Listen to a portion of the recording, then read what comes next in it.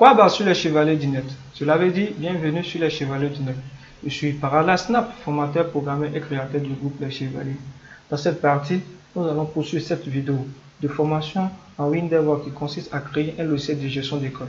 Pour l'instant, comme je l'avais dit, on est toujours sur la partie pour les débutants. On forme les débutants à s'imprégner des réalités de Windows afin que lorsqu'on va entamer dans le vif du sujet, ce serait plus flexible et facile à tout le monde de pouvoir vraiment aller plus vite et comprendre, mémoriser les différents éléments facilement. D'abord, je tenais à remercier tous les membres du groupe qui m'ont envoyé des messages d'encouragement, de toujours continuer de nous féliciter à travers des messages.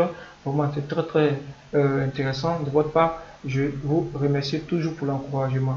Pour ceux qui ne sont pas encore abonnés à la chaîne YouTube, ne manquez pas de vous abonner pour nous encourager. Également, vous pouvez partager pour permettre à toutes les personnes d'avoir accès à cette formation qui est totalement gratuite et de liker. Activez également la cloche de notification pour ne pas rater les autres vidéos de la formation qui va se poursuivre jusqu'à X date. Voilà. Donc, on était juste sur cette partie-là. On avait créé un bouton qui permettait de supprimer des éléments dans un tableau. Voilà, et on avait synchronisé l'envoi de données dans notre tableau également. Cette fois-ci, on va essayer de faire quoi? On va essayer d'apporter un peu de stylistique au niveau de notre élément qui est là, parce que ça, on voit qu'il ne sera pas de clarté, c'est toujours le même design, on ne voit pas un peu les écritures, c'est vraiment en quelque sorte pas trop joli. Donc on va essayer d'embellir un peu. Si on a le temps, on va créer un bouton de recherche pour pouvoir rechercher, exemple, une personne, le nom d'une personne, son prénom, sa date de naissance ou son téléphone dans notre table. Ok, donc sans plus tarder, on passe à notre exercice du jour. Donc, on va utiliser simplement ici le radar pour aller plus vite. Ok, ce qui fait la force de Windows. Windows a en sa possession un élément qu'on appelle le rad qui nous permet d'embellir notre fenêtre, notre différents champs, et c'est tellement flexible à utiliser. Mais vous pouvez vous appuyer sur votre création, sur votre créativité que vous avez appris à l'école en fonction des cours de design que vous avez appris. Vous pouvez apporter un modèle de design que vous voulez. Ok, nous, étant donné que nous sommes là uniquement que pour apprendre, alors on va pas traîner trop sur la partie design. Ok, on va se servir du modèle de Windows. Je fais clic droit si l'élément qui est logical. Très attention. Faites très attention au niveau de cette partie, c'est au niveau de logical. Logical, c'est-à-dire la longue barre qui est juste en haut ici. Je clique là. Aussi, je viens dans style. Vous allez voir, ils vont m'appliquer un gabarit. Voilà, j'ai bien prononcé, j'espère. Appliquer un gabarit. Ok, le gabarit, c'est les différents rades qui nous permettent d'apporter des modifications. Lorsque je clique ici, voici mes différents gabarits qui vont s'afficher pour moi. Voilà, on va prendre un comme ça, standard. Vous pouvez sélectionner ce que vous voulez. Voilà, je vous propose de sélectionner un. Par hasard, moi, je ne vais pas trop traîner dessus, donc je vais prendre un modèle comme ça. Voilà, rapidement, je vais prendre ok, je cherche toujours un. Je cherche toujours. Bon, je vais prendre cette couleur. Voilà. Je prends cette couleur. Qui est d'ailleurs ma couleur préférée. Je vais prendre autre couleur pour vous montrer. Voilà. Tac, comme ça. Tac. Voilà, ok, c'est bon. Voilà, qui est quand même bon. Je peux enregistrer des éléments. Voilà. La snap. Ok, je mets date de naissance, élément standard, le numéro de téléphone comme ça, je valide. Ok, je pense bien que ça fonctionne bel et bien. Maintenant, qu'est-ce qu'on va essayer de faire? On va essayer de faire un filtrage pour pouvoir filtrer les différentes informations. Je dis un filtrage, une zone de recherche. Ok, on va essayer de faire une zone de recherche pour pouvoir rechercher les différents éléments qui sont dans notre base de données, qui sont dans notre table. Ok, on va essayer de faire ça rapidement. Pour ça, je ferme ça. Je vais essayer de les faire monter juste en haut pour me donner un peu de l'espace. Comme ça, c'est bon. Ici, je vais créer ça. Je vais prendre un élément comme ça. Je vais faire un copier-coller. Je colle pour ne pas. Je vais mettre recherche. Je vais mettre recherche. Recherche. Non. Voilà.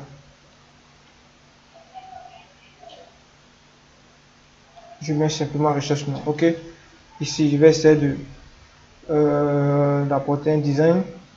Je viens ici.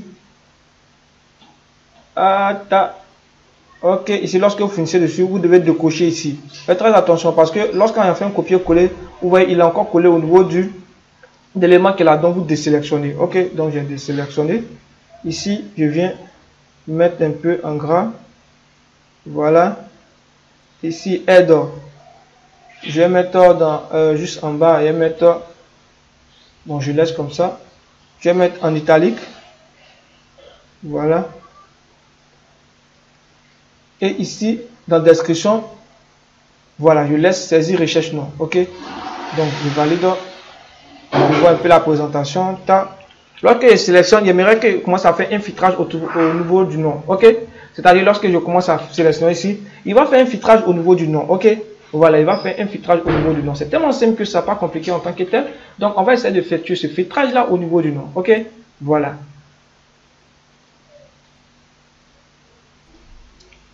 On va simplement utiliser, voilà, 3 petites fonctions rapidement, pour ne pas dire 2 petites fonctions qui vont nous permettre d'effectuer le filtrage.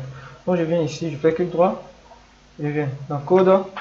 Au niveau, à chaque modification, c'est-à-dire quoi, lorsque la personne saisit une information, alors on commence à faire le filtrage. Dès qu'il saisit net, on commence à faire le filtrage. Lorsqu'il saisit quelque chose, on appelle une modification. On dit il est en train d'effectuer une modification. Donc, lorsqu'il commence à saisir, exemple para, PA, c'est une modification. Donc, à chaque modification, ok, on va pas prendre ici, mais on va prendre plutôt à chaque modification. Donc, au niveau, on va dire quoi? On va dire filtre. Excusez-moi, tab active filtre.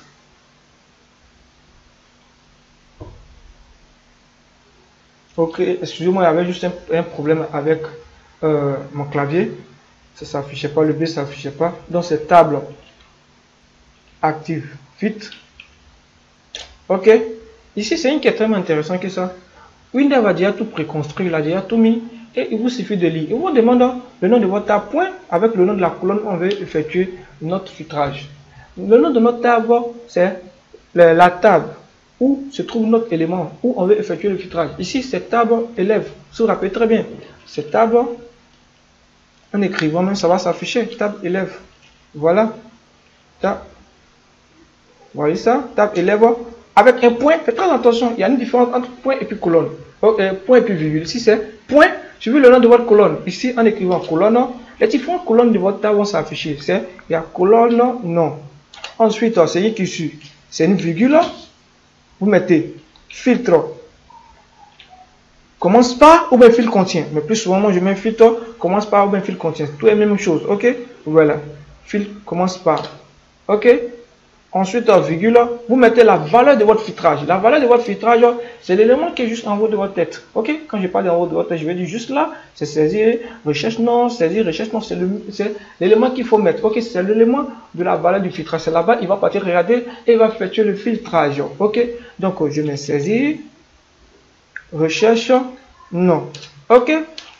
Voilà. Je pense bien que cette petite colonne est terminée. Mais bon. On va pas, ça ne se limite pas là. Donc, on va conclure en mettant table affiche fit. Ok? Table, vous écrivez table affiche. Table affiche, pas filtre. Et vous écrivez le nom de la table. Ok? Voilà. Moi, je mets le nom de la table qui est là. Je termine. Pas, j'enregistre. Go. Je lance un go tranquillement pour voir. Il y avait une erreur que j'avais exécutée, avait fait déjà. Un test dont je n'ai pas fait mes raisons pour laquelle il me dit ça. Donc, je ferme. Ok, je vais mettre ici exemple para. Vous voyez, il filtre automatiquement ici. Ok, il filtre au niveau de, on voit le petit filtrage là, comme un château d'eau. C'est juste un petit filtrage, comme un filtrage de n'importe quelque chose. C'est un filtrage qui est là. Vous voyez que ça affiche para. Ok, para. Mais si je complète par autre chose, automatiquement ça sort pas. Ok, donc si je mets exemple autre nom, ça s'affiche pas ici. Donc on va faire d'autres enregistrements. Je vais mettre Kari, Kar, Sung. Ok. Sung comme ça. Date de naissance. Ici, numéro de téléphone également. Je valide. Voilà. Je vais essayer de faire un filtrage tranquillement ici. Ok. Donc, je mets exemple, para, ça affiche para. Je mets sung, ça affiche pas. Je mets carré, ça affiche. Ok. Donc vous voyez, c'est juste le filtrage qui est effectué bien ici. Donc c'est tout ce que je voulais vous montrer. On va essayer de mettre quelques noms, quelques libellés rapidement pour dissocier un peu les différents éléments avec le formulaire et la table. Donc c'est tellement simple que ça. Je viens, je ferme ici. J'espère que la vidéo n'est pas tellement longue que ça. On a épuisé 12 minutes. Ici, je viens au niveau de création, libellé, je place, je mets élève. Ok, je mets élève. Donc, je vais venir styliser un peu. Ça, comme ça. Ok, j'ai agrandi.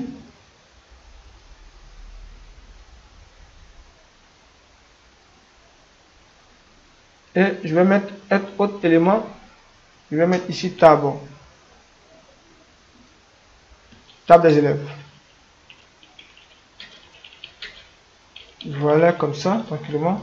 Et ensuite, je tire comme ça pour agrandir. Je pense bien que c'est déjà bon. Voilà, on va se limiter là pour la prochaine vidéo. On va essayer de afficher une image, importer cette image et l'envoyer de la base de données. On pourra la récupérer et l'afficher ailleurs. Ok, je pense bien que c'est tout pour cette vidéo. Pour ceux qui ne sont pas encore abonnés à la chaîne YouTube, ne manquez pas de vous abonner toujours, liker la vidéo, partager, mettez en commentaire qu'est-ce que vous a plu, qu'est-ce que vous a pas plu de cette formation. À bientôt pour la prochaine vidéo. Ciao, ciao.